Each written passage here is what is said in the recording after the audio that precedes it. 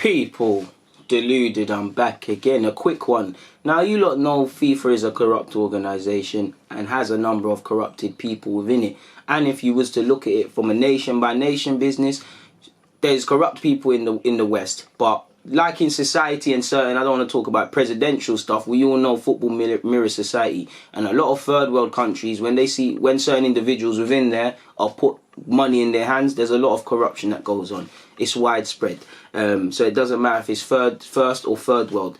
But it's now come out that Russia and Qatar offered and paid bribes to secure votes in the process that saw them awarded the 2018 and 2022 World Cups, respectively, an indictment in the United States alleges. The document brought by federal prosecutors in New York as part of a long-running investigation into corruption surrounding football's governing body. It claims several former members of FIFA's executive committee were offered and or indeed received bribes relating to their votes. It is alleged that Ricardo Teixeira, can't say his name, the former president of the Brazilian Football Federation, the now deceased ex-Comebol president Nicolas Leals, and a co-conspirator were offered and received bribes to ensure their votes for Qatar to stage the 2022 World Cup. Now, we already know about Jack Warner. He stands accused of being offered and promised receiving payments totaling of $5 million to vote for Russia to host the 2018 tournament. The former Guatemalan head of football people admitted to accepting a bribe in return for his vote in the process of 2018. He was apparently promised £1 million to vote for Russia. The article went on to say former executives at 21st Century Fox have also been indicted. This is all relation with TV rights and things. And there was also other people who are in issues as well, people. But it went on to say the charges were unsealed on Monday in the U.S. District Court in Brooklyn as former Fox executives Hernan Lopez and Carlos Martinez are alleged to have made payments to officials of the South American Federation. Also charged a former Imaginea Media Autovisual CEO Gerard Romney and Uruguayan sports marketing director of Full Play Group SA. In the indictment, which was handed up by a grand jury on March the 18th, Lopez and Martinez are accused of joining with Full Pay to pay millions of dollars in bribes to officials in exchange for rights for the Copa Libertadores, which is the South American equivalent of the Champions League. So like you can see, corruption over TV rights and corruption over tournaments, people.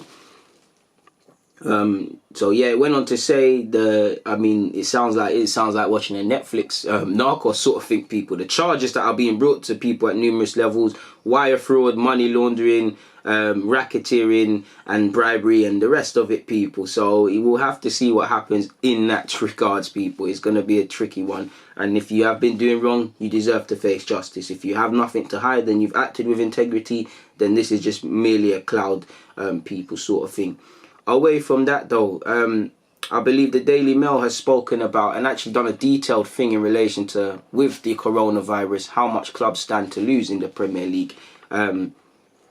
So yeah, if we look at it, people, from top to bottom, Manchester United stand to lose the most, people, because their total loss of income stands at 116.4 million. This also includes made up of this is matchday revenue, commercial and retail revenue, and PL cash. Now, Man United is obviously one of the big money makers, so it makes sense. Behind them are their Manchester rivals with 109 million.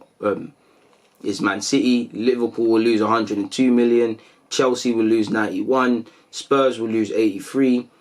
Arsenal, I didn't think Spurs would lose more than Arsenal, really, but will stand to lose 74.8. The bulk of Arsenal's will actually be TV rights, people. Matchday revenue accounts for 15.4 million, which is one of the highest in the league, as you lot know. I think only Spurs and United are charging more than us, or bringing more than us in that regards, people. Leicester stand to lose 55 million odd. Burnley lose 50 million. Wolves 49. Everton 42.6. Sheffield United 41.9. Newcastle 40.3. West Ham 37.4. Crystal Palace 37.1. Southampton 32.1. Brighton will lose 29.7. Watford will lose 24.2, as will Aston Villa. Bournemouth will lose 22.1 million, and Bournemouth are really in trouble if they get relegated as well, looking at their finances. Go on The Athletic, there's a lovely article. They really can't afford to do this thing. Norwich will lose the least, which is 19.5 people. And the big bulk of it for Norwich is obviously the PL revenue, which is 14.6 million for them. Match day, they're only bringing 2.4 mil, and commercially they're only bringing in 2.5 mil. Who's bringing in the most in terms of commercial revenue? Obviously, it's always going to be Manchester United, the biggest team in the world, give or take, with Real Madrid and that. So it's always going to be them. In terms of match day revenue, it's also Manchester United. PL cash, who's got the most? It's actually Liverpool who makes the most from the TV cash, people, with 55.2. City getting 53.6, and United are on 48. So it's a difficult one, man. Either way, regardless, it's a lot of money that's gonna be lost, people. It's really gonna be lost. And I think I've just seen another thing based on last year's. Oh no, that's something else, people. So it could be a bit, there's big money to be lost. There's money on the line in this game, people. I've got nothing more to add, so I'm gonna get out of it though. But yeah, man, just thought I'd bring that. Hope you're all enjoying your day, whoever you are, wherever you are. But for now, people, DG, I'm out.